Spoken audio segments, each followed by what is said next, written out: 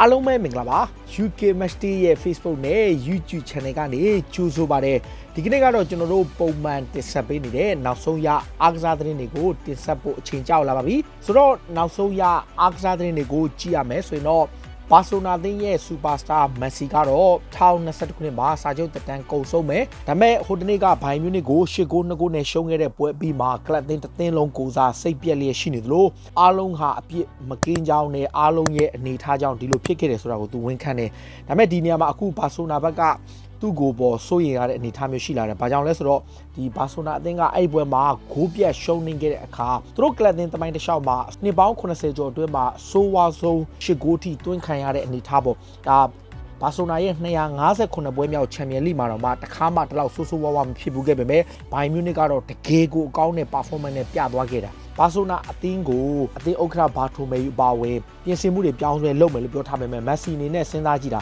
တကယ်လို့ပြင်ဆင်ပြောင်းလဲမှုတွေမလုပ်ဘူး restructure မလုပ်ဘူးဆိုရင်2021ခုနှစ်ရာသီအကုန်မှာကလပ်အသင်းကနေထွက်ခွာသွားမယ်ဆိုပြီးတော့သတိပေးထားတယ်သတိပေးတယ်ဆိုတာတဲ့မီဒီယာတွေမှာဖော်ပြထားတာမက်ဆီကတော့ဒီအကြောင်းကိုထုတ်ဖော်ပြောကြားတဲ့မရှိသေးဘူးအတန်တိတ်ပဲဖြစ်နေသေးတယ်ဆိုပေမဲ့မာကာရို AS သတင်းစာတွေကတော့မက်ဆီဟာ2021ခုနှစ်မှာဘာစီလိုနာကိုလမ်းခွဲသွားဖို့ရှိတယ်ဘာညာဆိုပြီးဖော်ပြထားတာရှိတယ်ဒါလက်ရှိနေထားရမက်ဆီမမဟုတ်ပါဘူးကစားသမားတွေအားလုံးနောက်ဘာစီလိုနာပေးသက်တွေရဲ့ရင်ထဲမှာလည်းဒီပွဲရှုံးနေမှုကတော်တော်ကိုနာကျင်မှုဖြစ်နေတယ်ဆိုတာအားလုံးမြင်တွေ့ရမှာပါဘာစီလိုနာအသင်းကအခုဒီချန်ပီယံလိပြိုင်ပွဲမှာဆီမီဖိုင်နယ်မှာဘိုင်မြူနစ်ကိုရှုံးလိုက်တဲ့အချိန်ဘာစီလိုနာတဲ့နောက်ထပ်ထိုးနှက်ချက်တစ်ခုရှိတယ်တကယ်လို့များချန်ပီယံလိမှာရှုံးခဲ့တဲ့ဘိုင်မြူနစ်ကဒီနေ့ချန်ပီယံလိပြိုင်ပွဲမှာဘိုးဆွဲသွားခဲ့ရင်ဖိလစ်ကူတီညိုကိုခေါ်ယူကန်တော့ကသဘောတူညီမှုတစ်ရပ်ဖြစ်တဲ့ကော်တီညိုကစားသမားဘွားမှာဘာစီလိုနာအသင်းကိုရောက်ပြီးတော့မှချန်ပီယံလိဖလားရခဲ့ရင်နောက်ထပ်အပိုစုချင်းငွေယူရို9 သန်းပေါင်4.5 သန်းပေးချေရမယ်ဆိုတဲ့သဘောတူညီမှုတစ်ချက်ဒါတော့ဘာစီလိုနာအသင်းနဲ့ချုပ်ဆိုထားခဲ့ပေမဲ့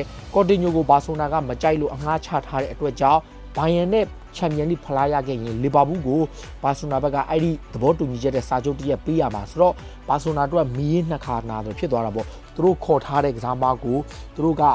တို့ပြန်ပြီးတော့ဂိုးပြတ်သွင်းခံလိုက်ရပြီးတဲ့အချိန်မှာအဲ့ကစားသမားချန်ပီယံဖြစ်သွားလို့ရှိရင်သူတို့အတွက်ယူရို9 သန်းပေါင်4.5 သန်းပေးရမှာပါနောက်2019-2020ခုနှစ်ရဲ့အင်္ဂလန်ပရီးမီးယားလိရဲ့တနစ်တာအကောင်းဆုံးမန်နေဂျာဆုပေါ့ဒီအင်္ဂလန်ပရီးမီးယားလိကရွေးချယ်တဲ့ဒီအကောင်းဆုံးမန်နေဂျာဆုမှာဒီပုံမှန် FWA လို့ခေါ်တဲ့အားကစားကလောင်ရှင်တွေကရွေးချယ်တဲ့ဆုရဲ့ PFA လို့ခေါ်တဲ့ Professional ဘောလုံးသမားအဖွဲ့ချုပ်ကရွေးချယ်တဲ့ဘောလုံးသမားတွေကရွေးချယ်တဲ့အကောင်းဆုံးဆုရဲ့ Premier League ကရွေးချယ်တဲ့အကောင်းဆုံးဆုအကောင်းဆုံး3ဆုရှိပါတယ်အဲ့ထက်မှာ Jurgen Klopp က Premier League ကရွေးချယ်တဲ့တနစ်တာအကောင်းဆုံးမန်နေဂျာဆုကိုရရှိခဲ့တာပါ53နှစ်ရွယ်ရှိတဲ့ Jurgen Klopp ကလီဗာပူးအသင်းကိုဒီရမှတ်69မှတ်ရအောင်လုပ်တယ်ဒုတိယနေကမန်စီးတီးကိုပဲ18မှတ်ထိဖြတ်သားလို့32ပွဲနိုင်တဲ့အတွက်ကြောင့်ဒီဆုကိုထိုက်တန်နဲ့ရခဲ့တာပါသူကြော်ဖြတ်ခဲ့တာက Frank Lampard တို့ Chris Wilder တို့ Brendan Rodgers တို့ကိုကြော်ဖြတ်ပြီးရခဲ့တာပါနောက်တစ်ခုကဘိုင်မြူနစ်ရဲ့နောက်ချန်တိုက်စစ်မှုပဲပြောမလားတိုက်စစ်မှုပဲပြောမလားဒီနံပါတ်10နေရာမှာကစားတဲ့သောမတ်မူလာကဘာပြောလဲဆိုတော့ချန်ပီယံလိဖလားကိုရဖို့အတွက်ဘိုင်ယန်ကဘာစီလိုနာကိုဂိုးပြတ်နိုင်တဲ့အပြီးမှာသူဘာပြောလဲဆိုတော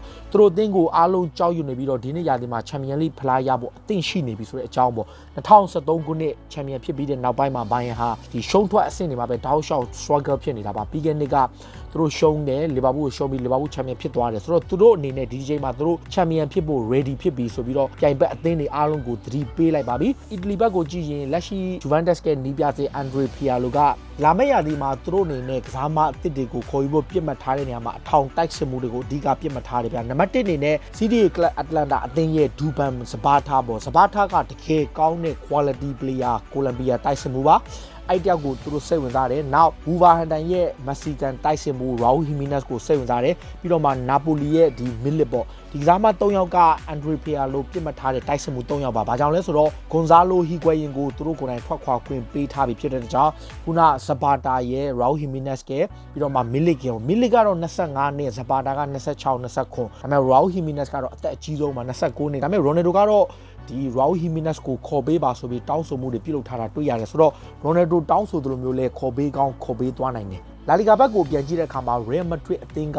အာဆနယ်အသင်းမှာအငှားလာကစားပြီးခြေစွမ်းပြနေတဲ့ကွင်းလင်ကစားမှာဒန်ဒီဆဘိုင်ယော့စ်ပေါ့ဆဘိုင်ယော့စ်ကအခုမှ22 23ပဲရှိသေးတယ် Real Madrid ကအငှားချထားတယ်ဒါပေမဲ့ခါတိုင်းနှုတ်ဆိုရင်တော့ Real ကအဲ့လောက်ကြီးမကြိုက်ပေမဲ့အခုဇီဒန်ကဘာပြောလာလဲဆိုတော့ ဒန်နီဆဘိုင်ယော့စ်ကိုအထူးသဖြင့်ကွင်းလယ်မှာဒီအနားယူတော့မဲ့အသင်းပြောင်းဖို့ရှိတယ်ကလပ်ကထွက်ခွာဖို့ရှိတယ်လူကာမိုဒရစ်နေရာမှာပြန်လဲအစားထိုးခြင်းတဲ့အတွက်ဒန်နီဆဘိုင်ယော့စ်ကိုပြန်ခေါ်မယ်လို့ပြောထားတယ်ဆိုတော့ ESPN သတင်းစာထားရဲ့ဖော်ပြမှုအရအာဆနယ်ဘက်ကတက်တန်းထိုးဖို့လုပ်နေပေမဲ့ဒန်နီဆဘိုင်ယော့စ်ကိုရီယယ်မဒရစ်နဲ့ဇီဒန်ကပြန်လိုချင်တယ်အဲ့တစ်ချက်ကြောင့်အာဆနယ်ကတော့ခက်ခဲပြန်ပြီးတော့စူးစမ်းရမယ်အနေထားပါနောက်တစ်ခုကရီယယ်မဒရစ်ကပြီးခဲ့တဲ့ပြောင်းရွှေ့မတော်ကခေါ်ထားတဲ့ဘရာဇီးလူငယ်ကစားမရိုင်နီယာဟေဆူဆိုတဲ့ကစားမလေးရှိတယ်ဗျအသက်18နှစ်ပဲရှိသေးတယ်ဘရာဇီးကစားမတွေကိုတောက်လျှောက်ခေါ်နေတဲ့ရီယယ်ကအဲ့ကစားမလေးကိုကြတော့ပထမစီနီယာအသင်းမှာတန်းမသုံးမဲ့လူငယ်အသင်းကိုပို့ထားတယ်အခုကြတော့အဲ့ကစားမကိုဥရောပအတွေ့အကြုံရှိအောင်ဆိုပြီးတော့ဂျာမန်ကလပ်ဘော်ရီရှာဒေါ်မန်ကိုအငှားချလိုက်ပြီအခုလောလောဆယ်ငှားချဖို့သဘောတူထားတယ်ဒီနေ့သင်းကြမှာနောက်ဆုံးဆွေးနွေးမှုပြုလုပ်နေတယ်ဒီ report တွေမှာတော့တစ်နှစ်လို့ဆိုပေမဲ့တချို့ report တွေမှာတော့2နှစ်လို့ပြောလို့ရတယ်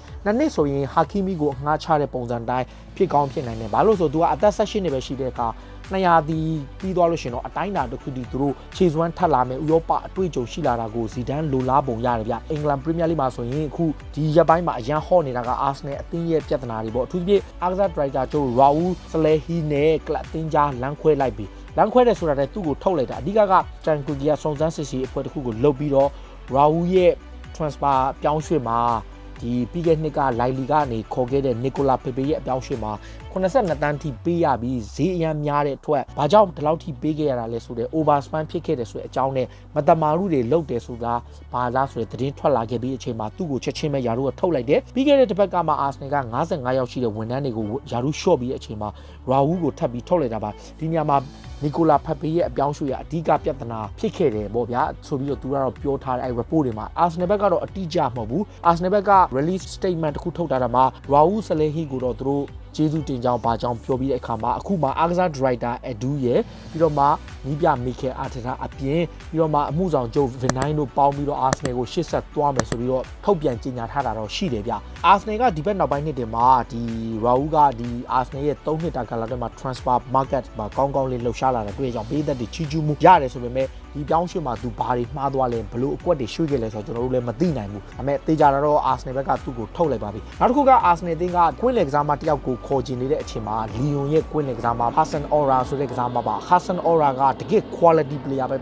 တကယ်လဲခြေစွမ်းကောင်းတယ်ပြင်သစ်ကလပ်လီယွန်ကိုတိုင်ကထိပ်တန်းအဆင့်ရှိတတ်မှတ်ထားသလိုပြင်သစ်လိရဲ့အကောင်းဆုံးကွင်းလေကစားမတွေမှာတယောက်ပါတယ်ဆိုတော့မန်ချက်စတာစီးတီးကိုတိုင်ကြိုက်တဲ့ဒီကစားမကိုအာဆနယ်ဘက်ကသူတို့ရဲ့လူငယ်ကွင်းလေကစားမမက်ထေယိုဂွမ်ဒူစီနဲ့ပေါင်44တန်းပေးပြီးကန်လန်ခဲ့တယ်ဒါပေမဲ့ပြင်သစ်လီယွန်ကလပ်က noသူတို့က65တန်းကနေ80လောက်ထိလိုချင်တယ်ငွေသားကြီးပဲလိုချင်တယ်နောက်တစ်ခါ Chelsea ဘက်ကိုကြည့်တဲ့အခါမှာသူတို့ရဲ့ဝါရစ်ကွင်းလယ်ကစားမဟောင်းဖြစ်တဲ့ Nigeria ရဲ့အသင်းကောင်းဆောင်ဟောင်းလည်းဖြစ်တဲ့ John Obi McKay ပေါ့တူတကီကလပ် Trustmoso ကနေထွက်လာပြီးအသင်းလက်မှတ်ဖြစ်နေရကနေအင်္ဂလန်ပရီးမီးယားလိကနေချန်ပီယံရှစ်ကလပ်ဖြစ်တဲ့တုံစီတီကို100တီနဲ့ပြောင်းရွှေ့ဖို့သဘောတူလိုက်ပါပြီ33နှစ်အရွယ်ရှိတဲ့ Chelsea မှာအောင်မြင်မှုတွေရတယ်ဒီ Europa League တို့ Champions League တို့လည်းရခဲ့တဲ့တကယ်အောင်မြင်ကြော်ကြားခဲ့တဲ့ကွင်းလင်ကစားမတစ်ယောက်ပါမီခေကအခု33နှစ်အရွယ်မှာအင်္ဂလန်ကိုတကြော့ပြန်လာပြီးတော့တုံစီတီမှာသွားကစားပ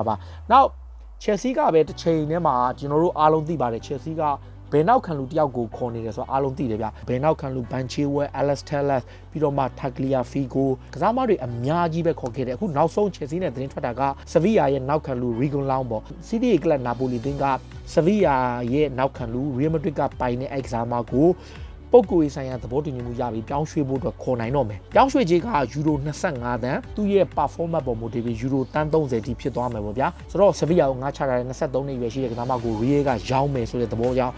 Chelsea တို့ Premier League က Arsenal တို့တခြားကလပ်တွေတော်တော်များများစိတ်ဝင်စားတဲ့ကြား Everton အောင်ပါသေးတယ်ဗျာ။အထူးသဖြင့် Chelsea ပေါ့ Chelsea က advance talk တွေပါပြောပြီးတော့မှဘလို့ပြတ်သွားလဲမသိဘူးဗျာ။အခု Chelsea အတွက်ဒီ Regan ကိုဆုံးရှုံးရတော့မှဖြစ်တဲ့ Napoli ကရပြီဗျာနာပိုလီကဆိုရင် Victor Osimhen တို့နောက် Gabriel ဆိုတာ လိုက်လီကသူခေါ်ဖို့လုပ်နေတဲ့ကစားမလဲနာပိုလီနဲ့ agreement ရတယ်ဆိုဖော်ပြထားဆိုနာပိုလီကဒီနေ့ရာသီပြောင်းရွှေ့မှာဈေးကွက်မှာခတ်သွက်လှုပ်ရှားနေတာကျွန်တော်တို့တွေ့ရတယ်ဗျာနောက် Chelsea ကအဲ့ဒီ Regan အပြောင်းရွှေ့ကိုပြက်ပြဲသွားတဲ့အတွက်ကြောင့်ဒီ Leicester City ရဲ့ဘန်ချေဝဲကိုအခုပို့ပြီး target ထားနေတယ်ဗျအခု Britain ထုတ် Daily Mirror ရဲ့ Daily Express ရဲ့ Daily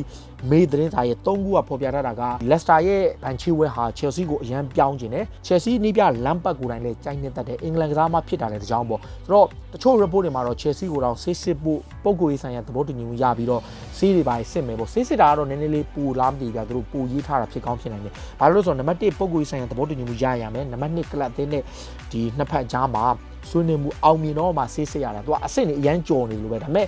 report တွေမှာတော့ Chelsea က ဘန်ချီဝက်ကိုခေါ်ဖို့လုပ်နေတာတော်တော်လေးကိုနီးစပ်သွားပြီလို့ပြောထားတယ်ဒါပေမဲ့ပြောင်းရွှေ့ကြီးဘယ်လောက်လဲ Leicester တောင်းထားတာတန်း80ပါအဲ့တန်း80တိုင်းပေးပါမလား Chelsea ကဒါပေမဲ့ခုလောလောဆယ်မှာ Chelsea အနေနဲ့ Regalan ကိုဆုံးရှုံးလိုက်ရတဲ့အချိန်မှာ Banchewell ဟာသူတို့ရဲ့နံပါတ်1ဒါမှမဟုတ် maybe Tagliafico လည်းဖြစ်နိုင်ပေမဲ့ခုလောလောဆယ်မှာတော့ Banchewell ကပိုနီးစပ်လာတဲ့သဘောဖြစ်တယ်ဗျနောက်တစ်ခုကအခု Manchester United ကကျွန်တော်တို့သိထားတာဖော့ပါကိုစာချုပ်တစ်ချုပ်ဆိုဖို့လုပ်တဲ့အချိန်ဖော့ပါရဲ့ situation ကလည်းဘာမှမသိဘူးအခုချိန်ထိဒိုလိုလိုငါဒိုလောဖြစ်နေတဲ့အချိန်မှာဖော့ပါကို Paris Saint-Germain ကခေါ်ခြင်းနဲ့ပြီးခဲ့တဲ့ရက်ပိုင်းတုန်းက Juventus ကတိုက်စစ်မှု Paulo Dybala နဲ့အလိုက်ပေးပြီးဒဲ့လဲမယ် Paulo Dybala က26နှစ်ဖော့ပါက29နှစ်သူတို့ဒဲ့လဲမယ်ပေါ့ဗျာဒါပေမဲ့ပြီးတော့အဲ့သတင်းတွေကြားတဲ့အချိန်မှာ Manchester United ကတော့တက်တန်းတိုးနိုင်အောင်ကြိုးစားမယ်ဘာညာပြောထားတဲ့အချိန် Paris Saint-Germain ကဖော့ပါကိုခေါ်ခြင်းနဲ့အရင်တုန်းကလည်းခေါ်ခြင်းတာလက်ရှိချိန်ထိပါဒါကြောင့်ဖော့ပါကိုသူတို့ကငွေသားကြီးပဲကမ်းလိုက်မယ်ဗျာတကယ်လို့ဖော့ပါကို PSG ဘက်ကဒီကွင်းလင်ကစားမ Gael ပေါ့ဗျာအရင်တော့ Everton မှာကစားခဲ့တဲ့ကွင်းလင်ကစားမနဲ့လည်းအလိုက်ပေးကမ်းလန်းကောင်းကမ်းလိုက်နိုင်လို့ငွေသားကြီးပဲကမ်းလိုက်နိုင်တယ်ဒါလက်ရှိမှာကာလာပေါက်ကြီးရပေါင်တန်း80လောက်ရှိတယ်ဖော့ပါရဲ့တန်ကြီးကဆိုတော့ PSG အနေနဲ့ဘယ်လိုပုံစံမျိုးလုပ်မလဲဗျာနောက်တစ်ခုကအခု Manchester United ကအခု Monaco ရဲ့နောက်ခံလူဘဒီယာရှီလီပေါ့နာမည်တော့နည်းနည်းခက်တယ်ဗျာဘာဒီယာရှီလီဆိုတော့အသက်19နှစ်ပဲရှိတယ်အဲ့ကစားမလေးကို Chelsea ကလည်းစိတ်ဝင်စားတယ်။နောက် Leicester City ကလည်းစိတ်ဝင်စားတယ်။ Everton ကလည်းစိတ်ဝင်စားပေမဲ့အဲ့ Monaco နောက်ခံကစားမလေး Badia Shili ဆိုတဲ့အဲ့နောက်ခံကစားမလေးကိုခေါ်ခြင်းတယ်။ဒီကစားမကအသက်19နှစ်ပဲရှိသေးတယ်။ပြောင်းရွှေ့ကြီးပြင်သစ်ကလပ်ကတတ်မှတ်ထားတာကယူရိုတန်း30ပေါ့ဗျာ။ဆိုတော့ပြောင်းရွှေ့ကြီးကတော့ reasonable ဖြစ်တယ်။ဒါပေမဲ့ဒီကစားမဘယ်လောက်ထိကောင်းတယ်ဘယ်လောက်ခြေစွမ်းရှိတယ်ဆိုတော့ကျွန်တော်တို့သိချာမသိဘူး။ဒါပေမဲ့ United ကလိုချင်တယ်ဆိုပြီးတော့ပြင်သစ် outlet တွေမှာဖော်ပြထားတယ်။နောက်ဟိုတနေ့ကဒီ Barcelona နဲ့ Champions League ပွဲမှာခြေစွမ်းပြဂိုးသွင်းခဲ့တဲ့ Ivan Perisic ပါကျွန်တော်မှတ်မိလား Ivan Perisic ဟာကမ္ဘာဖလားမှာလည်းတကယ်ကောင်းခဲ့တဲ့ Croatia ရဲ့တောင်ပံကစားမပါအခုသူ့ကို Spanish ပြ Jose Mourinho ကလိုချင်တယ်အချိန်ထဲမှာ Bayern Munich ကသူ့ကိုယူရိုတန်း30နဲ့အပိသက်ခေါ်နိုင်ခွင့်ရှိပေမဲ့ဒိုလောစဉ်းစားနေတဲ့အချိန်မှာ Ivan Perisic ကို Conte ကကလပ်ကိုပြန်ခေါ်မယ်ဆိုပြီး report တွေမှာထွက်နေတယ်ဒါပေမဲ့ Jose Mourinho ကသူ Manchester United မှာရှိစဉ်ကတည်းကခေါ်ဖို့လုပ်တဲ့အခါမှာ Ivan Perisic ရဲ့အလားလာ Mourinho ကလည်းပြန်ခေါ်ကောင်းခေါ်လာနိုင်တယ် Inter Milan နဲ့ညှိရမှာပေါ့နောက် Tottenham Hotspur က main ကတိုက်စစ်မှုပေါ့ Robin ဆိုတဲ့လူငယ်တိုက်စစ်မှုတယောက်ပေါ့26နှစ်ရှိတဲ့တိုက်စစ်မှုကိုသူတို့ Spurs ကခေါ်ခြင်းတယ်အဓိက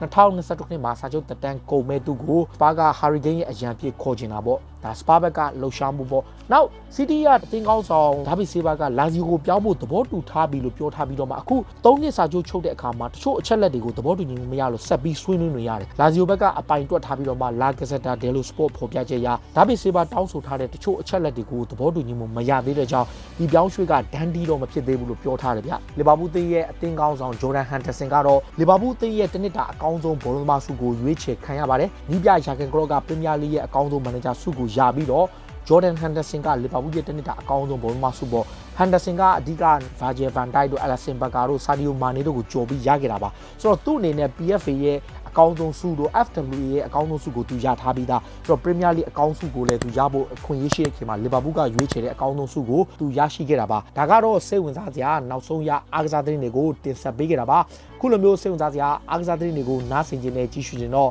UK Matchday ရဲ့ Facebook နဲ့ YouTube channel တွေကို follow လုပ်ထားကြပါလို့တောင်းဆိုရင်းနဲ့ဒီကနေ့ရဲ့အစီအစဉ်ကိုဒီမှာပဲအဆုံးသတ်ပါစေအားလုံးကိုကျေးဇူးတင်နေနော်